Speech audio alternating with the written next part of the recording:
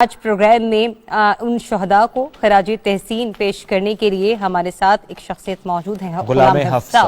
और गुलाम हफ्सा को हम वेलकम करते हैं। और ये दिन ऐसा है कि जिस पे शायद हम ना सिर्फ खुशी और मुसरत का इजहार कर मतलब अपने जज्बात पर समझ नहीं आता कि इस खुशी का इजहार किया जाए कि इतनी छोटी उम्र में उन्होंने इस तरह से इस मामले को वो लेकर चली हैं, और या फिर इस दुख का इजहार करें कि वो वाकया था जिन्होंने उसे लिखने पर मजबूर किया। या यूं भी एक जुमला सिर्फ ऐड करते हैं जरिए आपके, हम सब ने उस दुख को, तकलीफ को महसूस किया। माँ बाप ने महसूस किया कि जिनके बच्चे स्कूल जाते हैं, उन बच्चों ने महसूस किया जो स्कूल जाते हैं, लेकिन उन बच्चों ने शायद सबसे ज़्यादा महसूस किया जो वही यूनिफॉर्म पहन के उसे स्कूल जाते हैं, वही सब कोट जो रंगा था खून से, वो कोट पहन के जो स्कूल जाते थे, कॉलेज जाते थे। मैं एपीएस पे पढ़ने वालों की बात करूं, गुलाम हफ्सा भी उस वक्त एपीएस ओकाड़ा में पढ़ती थी। उसके बाद उन्होंने उस पर किताब लिखी। अस्सलाम वालेकुम एंड गुड मॉर्निंग, कैसी हैं आप?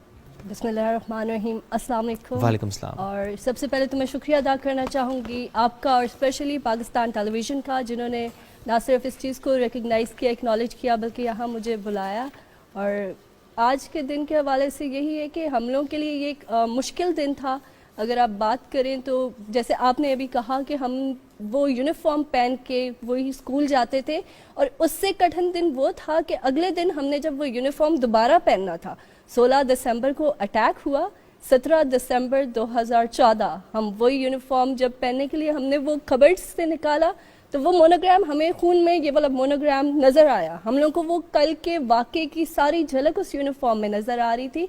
तो हम लोग के लिए वो दिन बहुत मुश्किल था। हफ्सा, सिचुएशन मतलब ये जब खबर आप लोगों तक पहुंची उस वक्त आप ओकाड़ा में थे, क्योंकि सुबह का वक्त था, सभी बच्चे स्कूल गए हुए थे, कि खौफ का आलम क्या था जब आप लोगों तक ये खबर पहुंची, या जो सिचुएशन आपने देखी, या क्या आपके पेरेंट्स भी उसी तरह मुसलसल तवातुर के साथ स्कूल्स में कॉल्स करना शुरू कर दी थी? एक कैफियत क्या थी उस वक्त? जिस दिन ये अटैक हुआ था, मैं तब फर्स्ट ईयर में थी, तो हम लोग के स्टैंड अप एग्जाम्स चल रहे थे, तो मेरी प्रेप लीव थी, मैं घर पे थी उस दिन।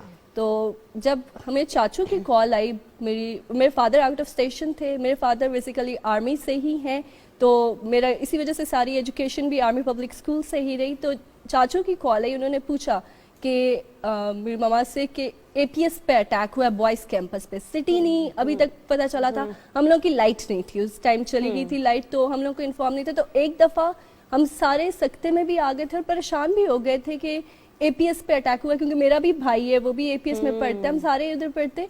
तो वो क्योंकि पता नहीं था कि स्कूल कौन से किस शहर का है। एग्जैक्टली। और तब तक मतलब जो पट्टी चल रही थी वो भी यही थी कि निजी इदारे पे अटैक हुआ है, किसी निजी स्कूल पे हमला हुआ है।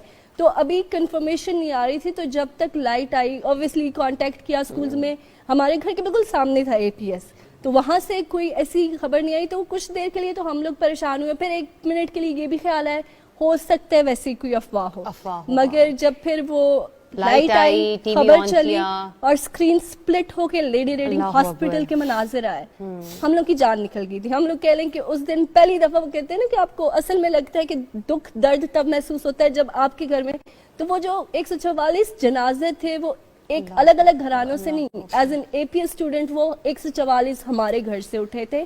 तो वो बहुत मुश्किल वक्त था। और ऑब्वियसली जैसे आपने पूछा, तो वो मेरे पेरेंट्स भी परेशान हो गए थे जब तक कंफर्मेशन नहीं आई, और कंफर्मेशन के बाद परेशानी ख़त्म नहीं हुई, वो मज़ीद बढ़ गई कि जो सिचुएशन थी, एक नहीं इतने बच्चे अटैक हुए। और एक कह लें कि 10 बजे लगभग यही टाइम था, वो यही टाइम था। तो वो बहुत एक अजीब सा दिन गुजरा जब तक वो अटैक ख़त्म नहीं हो गया, वो क्लियर नहीं हो गया एरिया।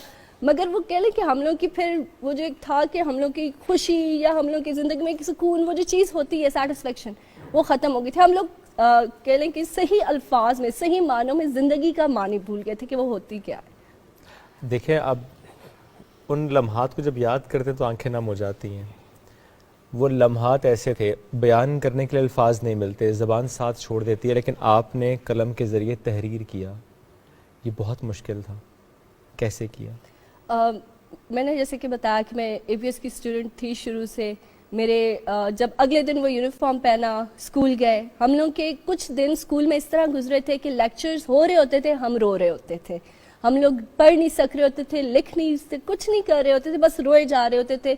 हम लोग की अटेंशन डाइवर्ट हुई थी। तो اتنے میں ہماری میم تھی کلاس ٹیچر میم سمیہ عزیز, انہوں نے مجھے کہا, ہم لوگ پوری کلاس کو کہا کہ بیٹا یہ ایک ہسٹورک ایونٹ ہے, مطلب اگر آپ دیکھیں تو ایسا کبھی نہیں ہوا, کبھی نہیں ہوا, ایسی مثال نہیں ملتی کہ دشمن نے مقابلے کے لیے چنا بھی تو معصوم بچوں کو. بالکل, تو اس میں یہ ہے کہ آپ نے اس کو زندہ رکھنا ہے, تاریخ میں زندہ رکھنے والے آپ ہیں, آپ نے اپنے بھائیوں کی قربانی کو رائے گاہ نہیں جانے دینا. تو کوئی نظم لکھیں, کوئی آرٹ پیس بنائیں, کوئی آرٹیکل لکھیں, کوئی کتاب لکھیں جس سے یہ چیز زندہ رہے, آپ نے اس کو تاریخ میں زندہ رکھنا ہے. ایک پہلی موٹیویشن آئی میرے پاس, کہتے ہیں نا کہ اس سے پہلے کبھی لکھا تھا؟ اس سے پہلے میں نے پوئمز لکھتی تھی, ایک شارٹ سٹوری لکھی تھی, بٹ اس طرح مجھے نہیں پتا تھا کہ ایک ایسی تحریر لکھ لیں گے. اور اس وقت یہ خیال تھا کہ کتاب لکھوں گی؟ نہیں, بالکل خیال نہیں تھا. تو میں جب گھر واپس آئی تو ایک موٹیویشن تھی کہ اس کو لکھنا ہے. لکھنا بہت مشکل تھا, میں جب لکھنے بیٹھتی تھی میں رونا شروع کر دیتی تھی. تو پھر وہ ترانہ ریلیز ہوا, بڑا دشمن بنا, پھر اس کی لائن تھی, بتا کیا پوچھتا ہے وہ کتابوں میں ملوں گا میں. اور ایک اور شعر ہے, بہتے ہوئے آنسو کی روانی میں مرے, کچھ خواب میرے عین جوانی میں مرے ہیں, قبروں میں نہیں ہم کو کتابوں میں تارو, ہم لوگ محبت کی کہانی میں مرے ہیں, محبت عرض وطن سے, محبت اپنے انسٹیٹیوشن سے. تو میں نے وہ پھر لکھا, اور وہ لکھنا واقعی بہت مشکل تھا کہ میں جب لکھنے بیٹھی تھی مجھے بہت سارے کہہ لیں کہ جب فرینڈس کو پتہ چلا میں لکھ رہی ہوں تو انہوں نے دھمکیاں اور ان کا پیار بھی تھا جو ملا جلا مجھے انہوں نے دیا کہ آپ اس کو لکھو.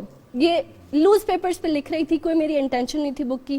سائڈ ٹیبل پہ پڑھے ہوئے تھے, ایک دن ماما روم میں آئی, انہوں نے پڑھا, انہوں نے کچھ لائنس پڑھی, تو انہوں نے بابا کو بتایا اور انہوں نے کہا کہ ہم نے یہ پبلش کروانی ہے. تو وہاں سے مجھے پتا چلا کہ یہ مطلب کہہ لیں نا آپ کے اندر ایک اسکل ہوتا ہے جس کو آپ نے ڈھونڈنا ہوتا ہے. تو وہاں سے وہ ریکگنائز ہوا کہ اچھا میں لکھ سکتی ہوں. تو میں نے پھر اس کو as a career, as a profession پرسو کیا, اور میری ماسٹرز, گریجویشن اور ایم فل کمیونیکیشن اور میڈیا اسٹڈیز میں ہی ہیں. اور اب میں پی ٹی وی کے پلیٹ فارم سے ہی یہ بتانا چاہوں گی سب سے پہلے کہ پاکستان ٹیلی ویژن پہلا نیوز چینل ہے, پہلے مین اسٹریم ہے. مجھے ویسے ملٹری سیکٹر سے بہت ریکگنیشن ملی, ہمارے جو year chief marshal Sohail Aman, air chief marshal Mujahid Anwar Khan, دین admiral Zakaullah, admiral Zafar Mahmood Abbasi, chairman joint chief general Rashid Mahmood, ان کی طرف سے لیٹرز, سوینئرز, گفٹس آئے. بٹ پاکستان ٹیلی ویژن پہلا نیوز چینل ہے, پہلا چینل ہے جس نے اس چیز کو ریکگنائز کیا, ایکنالج کیا. اور میں آج ادھر سے یہ بات, we are honoured to have you Hafsa.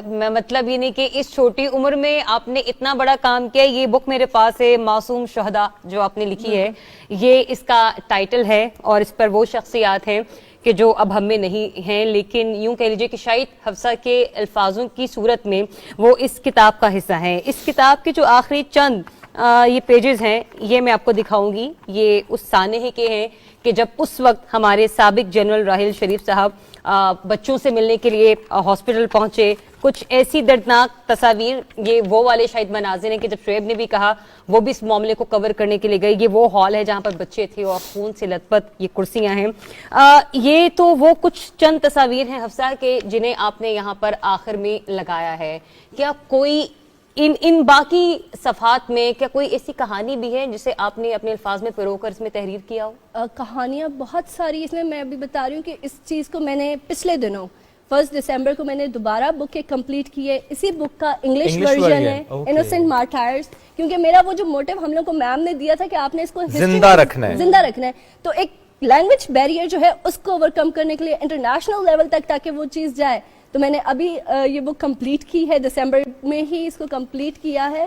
تو اس بک میں بیسیکلی کیا ہے, اس کو میں ایک پوئم میں, کیونکہ مجھ سے اکثر جب پوچھا جاتا ہے کہ آپ نے اس کو کس طرح کیا, تو میں نے اپنی ہی ایک پوئم اس کی سمری بنائی, تو وہ میں آپ کے ساتھ شیئر کرتی ہوں. وہ 16 دسمبر کو میرے اسکول آیا, عجب تھا وہ اجنبی, قلم نہیں کتاب نہیں بندوق ساتھ لایا.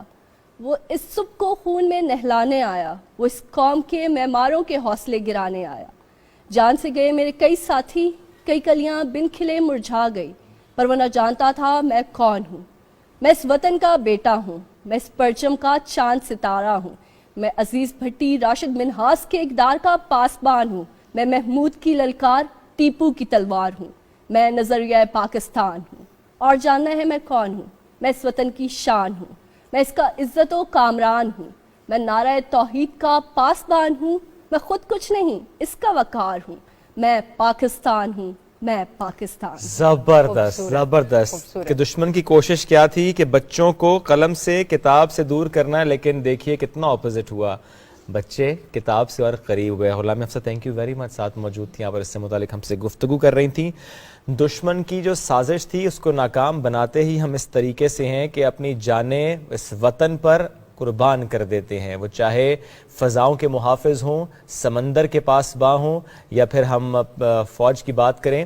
اب تو ہمارے چھوٹے چھوٹے بچوں کی قربانیاں ہیں اس وطن کی بقا کے لیے. ایک بریک لیں گے, نیوز بریک لیں گے, واپس آئیں گے, ساتھ رہیے.